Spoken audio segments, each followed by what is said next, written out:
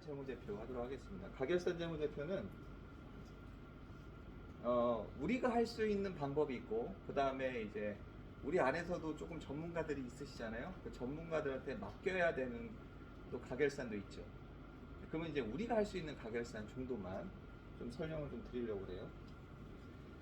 자, 가결산 재무제표는요, 법인의 결산은 일반적으로 3월 15일, 그러니까 이번 달 15일부터가 확정 신고가 들어가기 시작해요. 네, 좀 급하다 그러면 확정 신고를 먼저 합니다. 왜냐하면 신보나 은행에서 그 대출을 더 플러스해서 받거나 아니면은 갱신하기 위해서 달라고 하는 데가 덜어 있어서 확정 신고를 빨리 하게 되는데, 그럼 3월 15일부터 확정 신고를 한다고 하면은 뭔지 아세요? 3월 15일부터는 바쁘다라는 거예요. 바쁘다고. 그래서 가결산에 대해서 판단할 수 있는 게 사실은 이번 주가 영업을 할 수 있는 최적기예요. 이번 주가. 네. 그래서 말씀을 드립니다. 이번 주에 아시는 곳이 있으시면은 가결산 재무상태표는 꼭 받으시기 바라는데요. 이게 왜 문제가 되냐면 잘못 만든 재무제표는요, 약 2년 동안 어려워요. 자, 보세요. 결산이 되고 나면요, 한 달 정도 있어야지 재무상태표가 나와요. 4월은 돼야 돼요. 4월. 왜냐면은 3월 30일 날 법인 결산에 대해서 확정을 짓잖아요. 그렇죠? 그러면 우리가 제출해야 되는 재무제표는요, 4월 달 넘어야 됩니다. 네. 근데요, 자금은요, 이때가 집중 시기예요. 1월 달부터 이때까지가 이미 자금이 다 소진됐어요. 그리고서는 어떻게 되냐면 4월에 갖고 있는 그 재무상태표를, 그러니까 이전에서는, 그러면은 이전의 거는 뭘로 하니? 그러면은 매출 작년에 일으킨 거 있잖아요. 근데 그거는 매출은 인정하지만 회사에 대한 상태는 인정을 잘 못해요. 그럼 이때 이후에 잘 만든 재무제표를 가져갔지만 정책임자는 다 소진돼 있어요. 그러면 어디 가냐면 보증기관들 가는데, 보증기관들도 이미 여기서 탈락된 사람들 보증기관들 다 찾아갔을 거 아니에요. 그렇죠? 그래서 융자를 받으시는데 참 어려움이 있습니다. 그럼 언제까지 기다리냐면 8월 30일 날에 추경이 떨어졌을 때. 그럼 추경이 떨어졌을 때는요, 본 예산이 아니잖아요. 그렇죠? 그렇기 때문에 어떻게 해요? 예산이 적어요. 예. 그러면은 이 재무제표를 가지고 언제 다시 해요? 다음 연도 1월에 쓸 수 있는 거예요. 그럼 재무제표가 엉망진창이라고 해봐요. 그럼 어떻게 해요? 다음 연도 1월도 못 쓰죠. 그렇죠?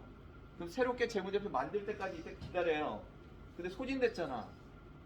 이해되시죠? 네. 재무제표 하나가 엉망이 되어지면은 2년을 뺑뺑 돕니다. 굉장히 고생을 많이 해요. 그래서 가결산 재무제표는 이번 주가 굉장히 피크입니다. 자, 그럼 가결산 도대체 언제 나오나요? 부가세를 이렇게 신고하잖아요. 그러면은 부가세는 다 전자로 신고하잖아요. 그렇죠? 카드로 다 전자로 신고하잖아요. 이미 카드사가 다 있으니까 다운로드 받아가지고 입력하면은 바로 나와요. 뭐가? 가결산 손익계산서가 나와요. 네, 재무상태표는요, 한 명이 그걸 잡고서 품이 들어가요. 품이. 그 여직원 한 명이 품이 들어가니까 재무상태표는 3월달, 6월달 이렇게 잘 안 만들어줘요. 네, 왜냐면 정확하지 않는데 그것까지 만들 이유가 크게 없으니까. 예를 들어서 회사를 넘긴다든가 중요한 게 있으면은 재무상태표까지 만드는데, 그렇지 않을 경우에는 잘 안 만듭니다. 재무상태는 내 재산 상태를 얘기를 해요. 회사의 재산 상태. 손익계산서는 손해와 이익, 1년 동안에 손해를 얼마나 받고 이익을 얼마나 받냐, 이걸 알려준단 말이죠. 그래서 일반적으로 11월에 가결산 손익계산서는 1회 정도 보통 나오고요. 그리고 다음 연도 2월 정도, 그러니까 저번 달부터 1회 정도 재무상태표까지 돼 있는 가결산을 줘요. 네. 그러면 우리는 사실상 부가세 신고가 끝났던 2월 15일부터는 가결산과 관련돼 가지고 영업이 들어갔어야 되는 거죠. 네. 근데 피크는 이제 이번 주다 라고 말씀드립니다. 그래서 보통 저렇게 나옵니다.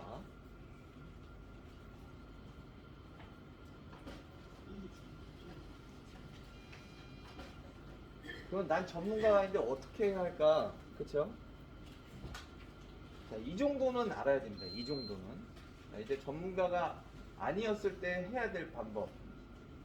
뭐냐면은 우선은 자산이 있어요. 내 눈에 보이는 것들 또는 뭐 각종 받아야 될 돈들 이게 다 자산이죠. 그렇죠? 근데 거기서 내가 줘야 될 돈을 부채라고 합니다. 그 부채를 뺀 게 순자산이라고 하고 자본의 총계라고 합니다. 이게 순수한 재산이죠. 자, 그러면은 부채를 총 재산, 순자산으로 나눈 거를 부채율이라고 하는데 이 부채율 정도는 알아야 돼요. 부채율. 네. 가결사 손익계산서를 좀 주세요. 해서 딱 봤더니 부채율이 우선 200%가 넘어요. 네. 그러면은 소기업들은 200% 넘어도 사실은 크게 문제되지 않는데요. 400%가 넘으면은 얘는 조금 문제가 있어요. 그때 대표님 400%가 일반 제조업은 한계부채래요. 한계부채라는 거는 사업 구조를 변경해야 됩니다 라고 알려주는 부채예요. 네. 그 정도가 넘었다 그러면 대표님 조금 리스크가 있으신데요. 대출 받으실 때마다 지금같이 이자가 높은데 더 높아지시겠어요. 이 정도는 얘기해 줄 수 있죠. 그리고 이제 두 번째 알아야 될 건 영업이익인데 매출, 그러니까 수익 금액에서 영업에 들어간 비용을 제외한 것이 이익입니다. 이 영업이익. 이 영업이익이 왜 중요하냐면은 앞으로 그 대출을 받았어요. 그거 갚을 능력이 있어야 될 거 아니에요. 그렇죠? 네. 예를 들어서 1억에 2%래요. 그럼 얼마예요? 200만 원이죠. 그렇죠? 그 영업이익이 200만 원도 안 되는데 어떻게 1억을 빌려줘요. 그렇죠? 네. 그래서 이자를 갚을 능력은 영업이익으로 보고 그리고 갑자기 문제가 됐을 때는 회사를 이렇게 재산 상태를 봐가지고 가져와야 될 거 아니에요. 그렇죠? 그래서 부채율이라는 걸 본다. 그러면은 전문가가 아닐 때는 어떻게 해야 되냐면은 가결산 재무상태표를 갖고 와서 200%는 넘고 상계부채인 400%보다 더 높았다. 그러면 대표님 이거는 줄여야 됩니다. 세무사님한테 이번 기회에 좀 줄여주세요 라고 얘기하세요. 아시겠죠? 그렇게만 해도 줄여져요. 네. 그렇게만 얘기를 하셔도 내가 관리하고 있는 업체가 줄어듭니다. 아니 그럼 얘기를 해야 될 때는 해주고 얘기를 안 할 때는 안 해줘? 네, 맞습니다. 왜냐하면 한 개의 기장을 하고 있는 여직원이 40개 업체를 관리를 해요. 세무사는 120개의 업체를 다 볼 수가 없어요. 그 한계와 그리고 그 어려움을 이해하셔야 됩니다. 그래서 대표가 우리 세무사는 뭘 혼내키면은 그게 아니라 사정이 이러하니 대표님 그래서 이렇게 얘기를 하세요 라고 하셔야 됩니다. 우리가 한계 부채가 높습니다. 부채 좀 줄여달라고 하세요. 그럼 줄여줍니다. 네. 이익이 너무 안 나서 은행에서 대출받기 어려우실 거예요. 이익도 좀 나게 해주세요 라고 해야 됩니다. 문제되는 게 뭐냐면 부채로 이자를 한 4천만 원씩 내는데 영업이익은 뭐 5천밖에 안 된대요. 그럼 이자 내고서 뭐 남아요? 그렇죠? 네. 그런데 또 추가 대출을 원해요. 상식선에서 안 되잖아요. 그렇죠? 상식선에서 안 되는 부분들은 이 정도는 알고 그 다음에 어떻게 해요? 세무사님한테 좀 해달라고 하세요 라고 하면 됩니다. 된다고요. 그 정도만 얘기해도 우리는 할 수 있습니다. 그래서 몰라도 한번 해보기라고 얘기합니다. 이거는 요번 지금 결산을 계속 하고 있는 부분이에요. 네. 정보통신업인데, 자, 정보통신업의 리스크를 이렇게 얘기하면요. 머리 빵 하고 맞아요. 지금 제가 정보통신업을 세 군데를 다 하고 있는데, 부채율이 다 똑같아요. 정보통신업, 그리고 메타버스, 그리고 VR, 이런 데들은요, 대부분 다 투자를 받아요. 네. 그리고 그 사람이, 그러니까 대표이사가 대부분 최고의 기술력자예요. 그러니까 이 사람 저 사람 투자하겠다고 해. 그래서 투자를 딱 했더니 5억, 6억 막 이렇게 크게 투자를 했어요, 다들. 그러니까 야, 나 회사 빵빵해. 괜찮아. 나 이제 시작해. 직원 6명, 7명, 20명 막 이렇게 뽑아버려요. 그러면 어떻게 되냐면은 손익 그 계산서상에 직원들의 급여가 굉장히 많을 거 아니에요. 그렇죠? 그럼 어떻게 돼 있어요? 마이너스 2억, 마이너스 3억 이렇게 해서 끝나 있어요. 그러면은 내가 처음에 잡은 걸 5억으로 시작했더라도 마이너스 2억 손해 봤잖아요. 그쵸? 그럼 자본금이 5억에서 어떻게 해요? 3억 이렇게 줄겠죠. 그쵸? 네. 근데 그렇게 하고 나서는 1년 차 때는 아무것도 몰라요. 자, 2년 차가 딱 됐어요. 또 마이너스 2억 이렇게 했어요. 네. 그럼 자본금이 1억만 남아요.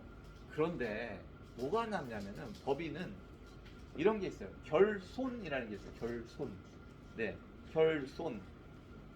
결손을 뚫고 넘어가야 결국 자본에다가 플러스가 되기 시작해요. 네. 그리고 결손을 이렇게 내버리면은 정보통신업은 3년 차가 되면은 어떤 일이 벌어지냐면 은행에서는 3개년 재무제표를 항상 달라고 그래요. 네? 근데 1년 차, 2년 차는 인정합니다. 당신의 기술을 이해합니다. 라고 해요. 근데 3년 차 때 재무제표가 엉망이잖아요. 그러면 뭐 했어요? 라고 하는 말을 속으로 해요. 예, 속으로. 그래서 뭐라고 해요? 아, 우리는 대출이 좀 어려울 것 같습니다. 이렇게 얘기해요. 네. 그리고 만 4년 차가, 만 3년이 지난 4년 차가 되면요. 뭐라고 하냐면, 아, 제가 3년까지는 보증수수료가 0.1%였는데요. 금년부터는 3년 넘으셨기 때문에 1%입니다. 그리고 이율이 어떻게 돼요? 올라가죠, 더. 네. 그렇게 됩니다. 그래서 정보통신업 같은 경우에는 알고 계신 중에 이제 스타트를 시작했다 그러면 한 2년만 딱 되더라도 대표님 잘 모르시는데요. 투자도 받고 이렇게 해가지고 좋은 줄 알죠. 근데 재무상태표가 엉망이어서 3년 차부터 굉장히 나락으로 떨어지는 업체들이 굉장히 많습니다. 라고 하시면 됩니다. 이건 사실이고 지금도 그렇게 발생되고 있어요. 여기는요. 라볶이 있잖아요. 라볶이 K푸드로 해가지고 물만 보면은 떡볶이가 아주 잘 만들어지는 그런 회사예요. 근데 이 회사가 아마존을 통해 가지고 다 수출해요. 네. 그런 기술력도 있고 정말 좋은 회사인데 얘네가 이렇게 해놨어요. 순이익이 마이너스 2억에 자본 총계가 마이너스 2억입니다.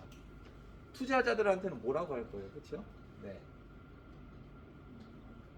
자, 그런데 어떻게 변경했냐면은 부채율을 400%로 만들고 순이익을 4천만 원 정도로 했어요. 여기에 많은 기교들이 있었죠. 좀 어려운 업체였습니다. 네. 도장이 찍혔죠, 그렇죠? 왜 도장이 찍혔냐면은 은행에서 빨리 달라는 거예요. 네, 가결산을. 그럼 저걸 그냥 갖다 줬어 봐요. 그 은행에서 다 X죠, 그렇죠? 네. 그래서 구구절절하게 세무사님 뭐 이렇게 존중하는 언어로 쭉 써가지고 이건 이렇게 바꿔주셨으면 너무너무 감사하겠고 목표는 어떻겠습니다라고 막 하니까 세무사님이 아주 잘 만들어줬습니다. 네, 그쵸. 뭐 제가 얘기한 것도 있지만 대부분 세무사님들은 아세요. 네. 근데 세무사한테 인지시키는 게 상당히 중요합니다. 또 하나는 이제 제조업이죠. 상황에 대해서 설명드렸는데 두 가지 다 사례 공유입니다. 네. 첫 번째로는 현물출자 법인 전환이었고요. 네. 그러면 우리가 이런 것들을 못 다루냐? 아닙니다. 다룹니다. 네. 다루고 실제적으로도 진행도 하죠. 하지만 어떤 부분이 현명하게 가는 건지에 대해서 고객들한테 얘기를 하고 그리고 그 고객도 거기에 맞춰서 올바른 방향으로 가려고 노력을 참 많이 하다 보면은 같이 동행하는 친구가 또 될 수도 있고요. 지금처럼 보여진 이 그 재무 상태표는 이번 주가 정말 중요한 주입니다. 그렇기 때문에 지금 우리 주변에도 지금 한영수 본부장님이나 아니 밑에 세무사 이제 허스키 실장도 있고 이렇게 하니까 조금 도와달라고 얘기하시면은 충분히 도와줍니다. 그러니까 주변에 이미 관리하고 있는 업체들 그리고 이제 새롭게 좀 들어가고 있는 업체들이 있다면 이번 주는 재무상태표 가결산이라고 꼭 앞에 쓰셔야 돼요. 가결산이라는 말을 안 쓰면은 안 줍니다. 가결산 재무상태표 재무제표를 주세요라고 해서 꼭 도움을 받으시기 바랍니다. 네, 이상으로 제 강의는 마치도록 하겠습니다. 감사합니다.